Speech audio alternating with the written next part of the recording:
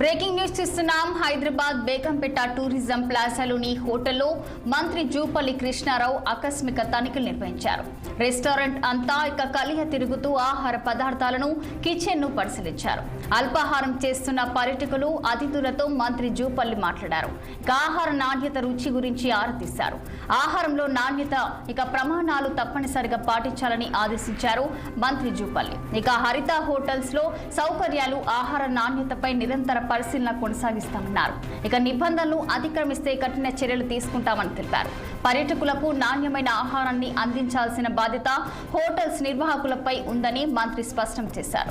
ప్రభుత్వ ఆదాయం పెంచడంతో పాటు పర్యాటకులు, అతిథుల కోసం మెరుగైన సౌకర్యాలు, వసతుల కల్పనపై ప్రధానంగా దృష్టి పెడతామని ఆయన పేర్కొన్నారు. ఆహ్లాదకరమైన వాతావరణం ఉండేలా హరిత హోటల్స్ ను తీర్చిదిద్దుతామని చెప్పారు మంత్రి జూపల్లి.